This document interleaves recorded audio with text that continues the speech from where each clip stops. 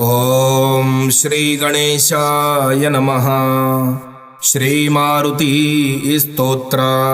ओम नमो भगवते विचित्रवीर हनुमते प्रलय कालानल प्रभा प्रज्वलनाय प्रताप वज्र देहाय अंजनी गर्भ संभूताय प्रकट विक्रम वीर दैत्य दानव यक्ष रक्षो गण ग्रह बंधनाय भूत ग्रह बंधनाय प्रेत ग्रह बंधनाय पिशाच ग्रह बंधनाय शाकिनी डाकिनी ग्रह बंधनाय काकिनी कामिनी ग्रह बंधनाय ब्रह्म ग्रह बंधनाय ब्रह्म राक्षस ग्रह बंधनाय चोर ग्रह बंधनाय मारी ग्रह बंधनाय एहि एहि आगच्छ आगच्छ आवेशय आवेशय मम हृदये प्रवेशय प्रवेशय स्फुर स्फुर प्रस्फुर प्रस्फुर सत्यम कथय व्याघ्रमुख बंधन सर्पमुख बंधन राजमुख बंधन नारीमुख बंधन सभामुख बंधन शत्रुमुख बंधन सर्वमुख बंधन लंका प्रासाद भंजन अमुकम मे वस्मानय क्लीं क्लीं क्लीं ह्रीं श्रीं श्रीं राजानं वस्मानय श्रीं ह्रीं क्लीं स्त्रीय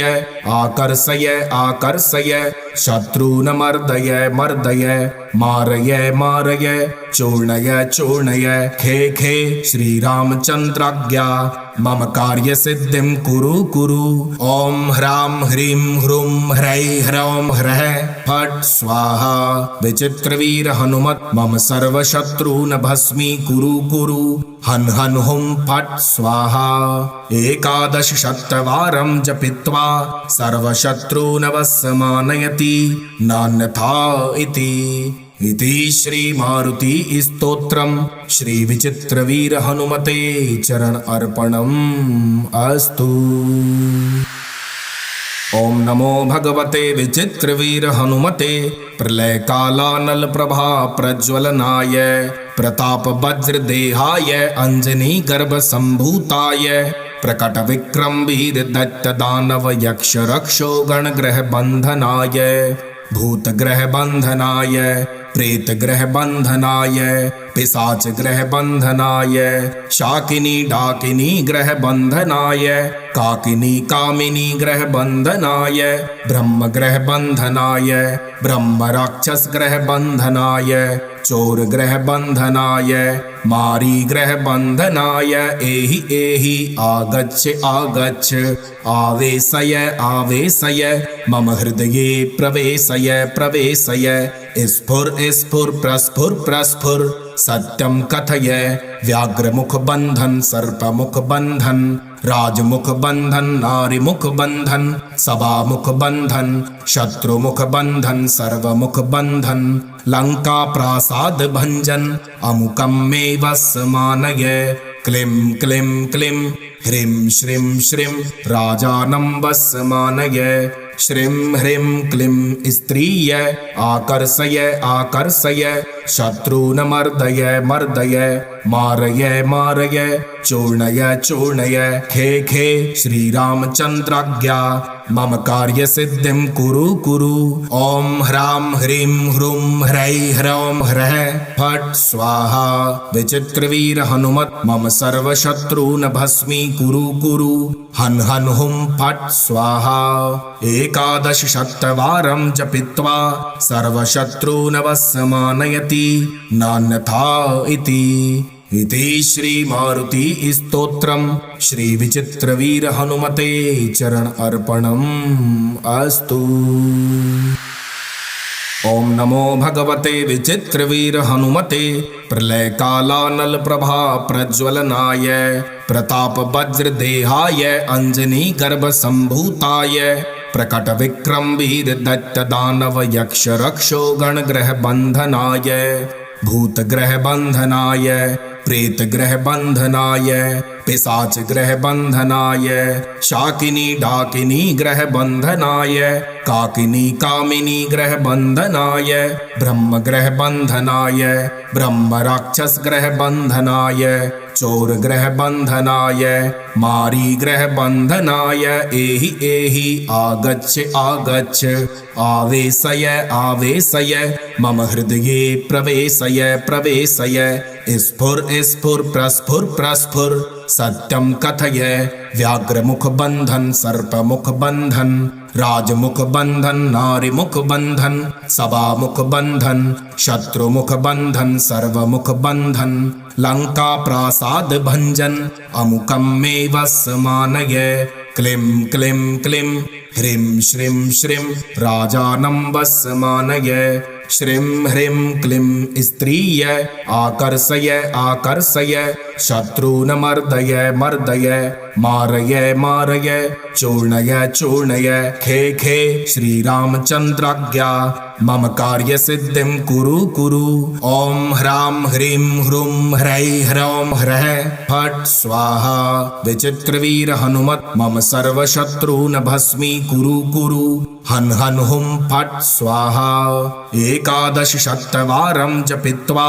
सर्वशत्रून् वस्मानयति नान्यथा इति श्री मारुति स्तोत्रम श्री विचित्रवीर हनुमते चरण अर्पणम अस्तु। ओम नमो भगवते विचित्रवीर हनुमते प्रलय कालानल प्रभा प्रज्वलनाय प्रताप वज्र देहाय अंजनी गर्भ संभूताय प्रकट विक्रम वीर दत्त दानव यक्ष रक्षो गण ग्रह बंधनाय भूत ग्रह बंधनाय प्रेत ग्रह बंधनाय पिशाच ग्रह बंधनाय शाकिनी डाकिनी ग्रह बंधनाय काकिनी कामिनी ग्रह बंधनाय ब्रह्म ग्रह बंधनाय ब्रह्म राक्षस ग्रह बंधनाय चोर ग्रह बंधनाय मारी ग्रह बंधनाय एहि एहि आगच्छ आगच्छ आवेशय आवेशय मम हृदये प्रवेशय प्रवेशय स्फुर स्फुर प्रस्फुर प्रस्फुर सत्यम कथय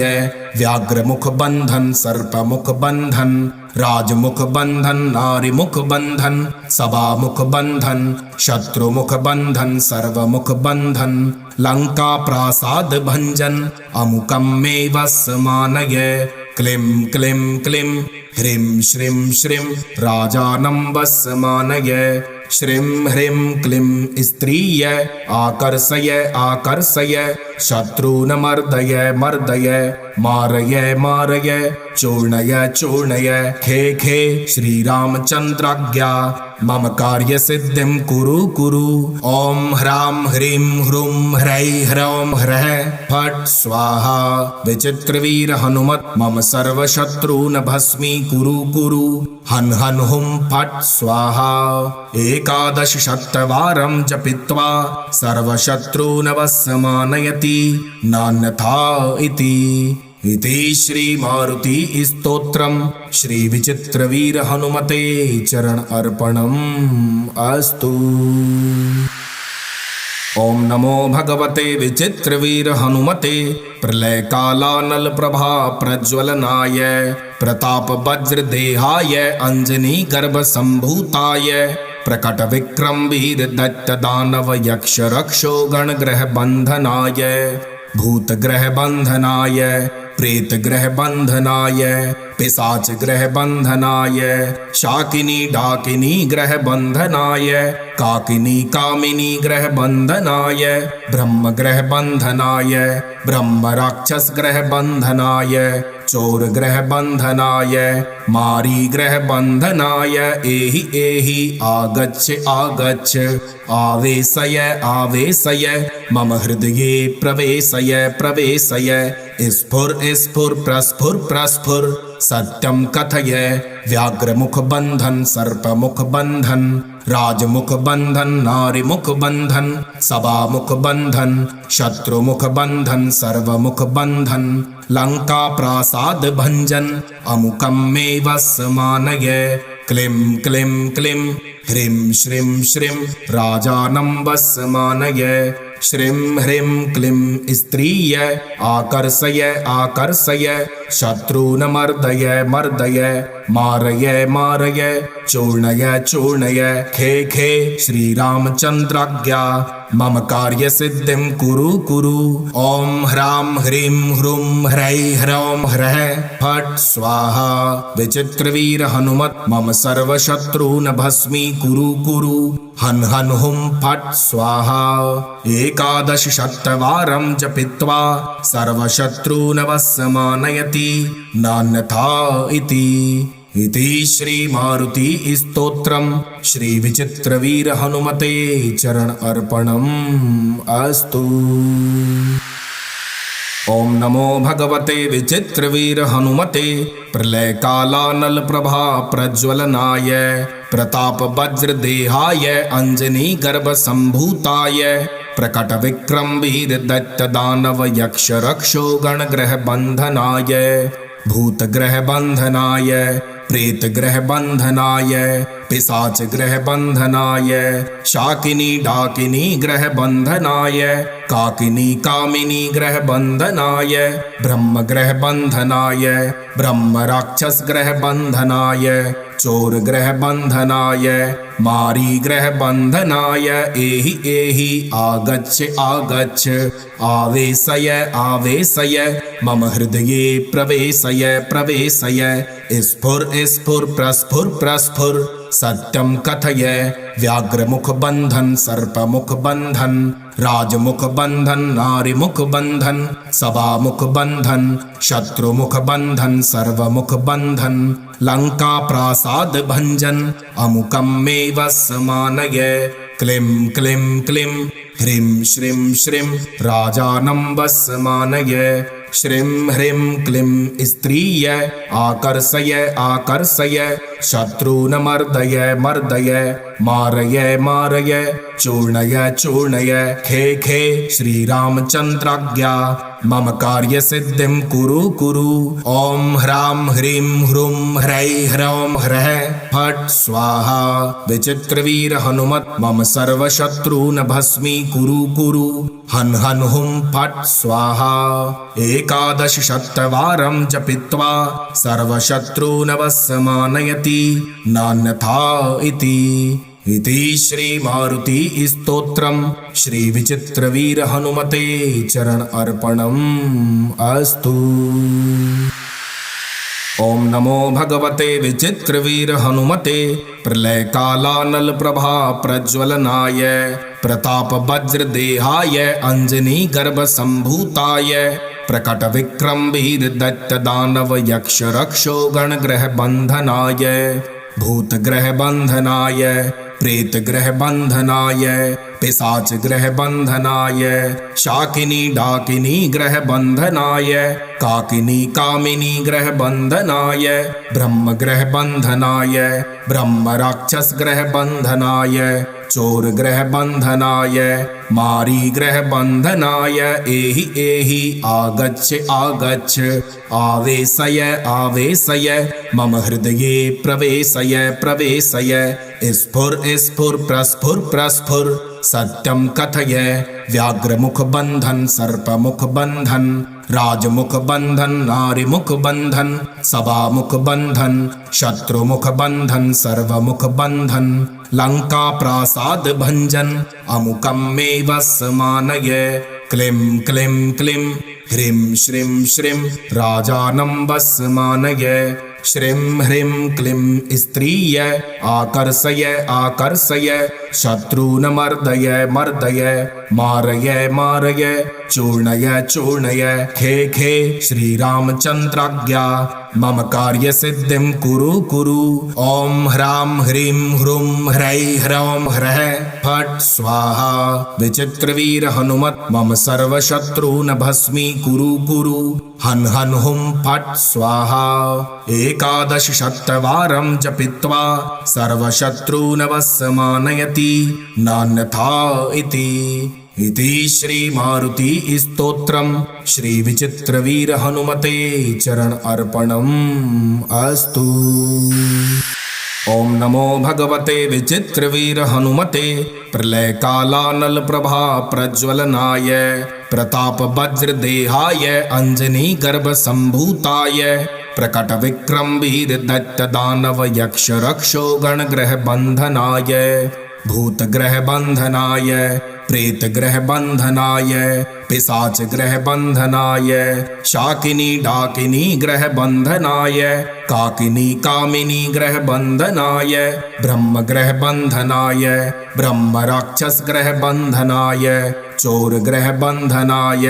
मारी ग्रह बंधनाय एहि एहि आगच्छ आगच्छ आवेशय आवेशय मम हृदये प्रवेशय प्रवेशय स्फुर स्फुर प्रस्फुर प्रस्फुर सत्यम कथय व्याघ्र मुख बंधन सर्प मुख बंधन राजमुख बंधन नारी मुख बंधन सभा मुख बंधन शत्रु मुख बंधन सर्वमुख बंधन लंका प्रासाद भंजन अमुकम मे वस्मानय क्लीं क्लीं क्लीं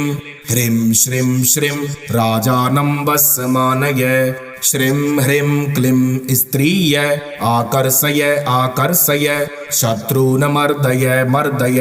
मारय मारय चूर्णय चूर्णय खे खे श्रीरामचन्द्राज्ञा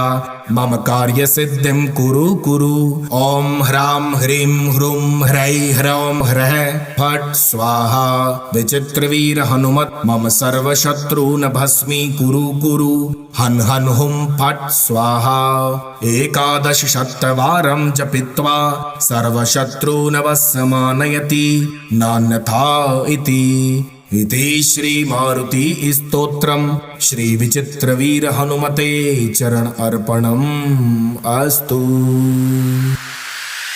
ओम नमो भगवते विचित्रवीर हनुमते प्रलयकालानल प्रभा प्रज्वलनाय प्रताप वज्र देहाय अंजनी गर्भ संभूताय प्रकट विक्रम वीर दैत्य दानव यक्ष रक्षो गण ग्रह बंधनाय भूत ग्रह बंधनाय प्रेत ग्रह बंधनाय पिशाच ग्रह बंधनाय शाकिनी डाकिनी ग्रह बंधनाय काकिनी कामिनी ग्रह बंधनाय ब्रह्म ग्रह बंधनाय ब्रह्म राक्षस ग्रह बंधनाय चोर ग्रह बंधनाय मारी ग्रह बंधनाय एहि एहि आगच्छ आगच्छ आवेशय आवेशय मम हृदये प्रवेशय प्रवेशय स्फुर स्फुर प्रस्फुर प्रस्फुर सत्यम कथय व्याघ्र मुख बंधन सर्प मुख बंधन राजमुख बंधन नारी मुख बंधन सभा मुख बंधन शत्रु मुख बंधन सर्वमुख बंधन लंका प्रासाद भंजन अमुकम मे वस्मानय क्लीं क्लीं क्लीं ह्रीं श्रीं श्रीं राजानं वस्मानय श्रीं ह्रीं क्लीं स्त्रीय आकर्षय आकर्षय शत्रून् मर्दय मर्दय मारय मारय चूर्णय चूर्णय खे खे श्रीरामचन्द्राज्ञा मम कार्य सिद्धिं कुरु कुरु ओम ह्रां ह्रीं ह्रूं ह्रै ह्रौं ह्रः फट् स्वाहा विचित्रवीर हनुमत् मम सर्वशत्रून् भस्मी कुरु कुरु हन हन हुं फट् स्वाहा एकादश शतवारं जपित्वा सर्वशत्रून् वस्मानयति नान्यथा इति श्री मारुति स्तोत्रम श्री विचित्रवीर हनुमते चरण अर्पणम अस्तु। ओम नमो भगवते विचित्रवीर हनुमते प्रलयकालानल प्रभा प्रज्वलनाय प्रताप वज्र देहाय अंजनी गर्भ संभूताय प्रकट विक्रम वीर दैत्य दानव यक्ष रक्षो गण ग्रह बंधनाय भूत ग्रह बंधनाय प्रेत ग्रह बंधनाय पिशाच ग्रह बंधनाय शाकिनी डाकिनी ग्रह बंधनाय काकिनी कामिनी ग्रह बंधनाय ब्रह्म ग्रह बंधनाय ब्रह्म राक्षस ग्रह बंधनाय चोर ग्रह बंधनाय मारी ग्रह बंधनाय एहि एहि आगच्छ आगच्छ आवेशय आवेशय मम हृदये प्रवेशय प्रवेशय स्फुर स्फुर प्रस्फुर प्रस्फुर सत्यम कथय व्याघ्रमुख बंधन सर्पमुख बंधन राजमुख बंधन नारीमुख बंधन सभामुख बंधन शत्रुमुख बंधन सर्वमुख बंधन लंका प्रासाद भंजन अमुकम मे वस्मानय क्लीं क्लीं क्लीं ह्रीं श्रीं श्रीं राजानं वस्मानय श्रीं ह्रीं क्लीं स्त्रीय आकर्षय आकर्षय शत्रून् मर्दय मर्दय मारय मारय चूर्णय चूर्णय खे खे श्रीरामचन्द्राज्ञा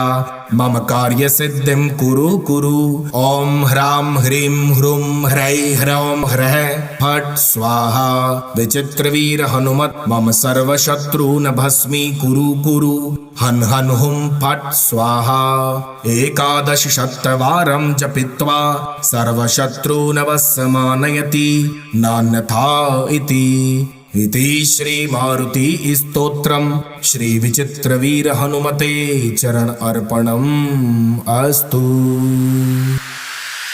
ओम नमो भगवते विचित्रवीर हनुमते प्रलय कालानल प्रभा प्रज्वलनाय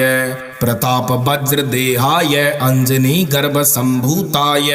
प्रकट विक्रम वीर दैत्य दानव यक्ष रक्षो गण ग्रह बंधनाय भूत ग्रह बंधनाय प्रेत ग्रह बंधनाय पिशाच ग्रह बंधनाय शाकिनी डाकिनी ग्रह बंधनाय काकिनी कामिनी ग्रह बंधनाय ब्रह्म ग्रह बंधनाय ब्रह्म राक्षस ग्रह बंधनाय चोर ग्रह बंधनाय मारी ग्रह बंधनाय एहि एहि आगच्छ आगच्छ आवेशय आवेशय मम हृदये प्रवेशय प्रवेशय स्फुर स्फुर प्रस्फुर प्रस्फुर सत्यम कथय व्याघ्रमुख बंधन सर्पमुख बंधन राजमुख बंधन नारीमुख बंधन सभामुख बंधन शत्रुमुख बंधन सर्वमुख बंधन लंका प्रासाद भंजन अमुकम मे वस्मानय क्लीं क्लीं क्लीं ह्रीं श्रीं श्रीं राजानं वस्मानय श्रीं ह्रीं क्लीं स्त्रीय आकर्षय आकर्षय शत्रून् मर्दय मर्दय मारय मारय चूर्णय चूर्णय खे खे श्रीरामचन्द्राज्ञा मम कार्य सिद्धिं कुरु कुरु ओम ह्रां ह्रीं ह्रूं ह्रैं ह्रौं ह्रः फट् स्वाहा विचित्रवीर हनुमत मम सर्वशत्रून् भस्मी कुरु कुरु हन हन हुं फट् स्वाहा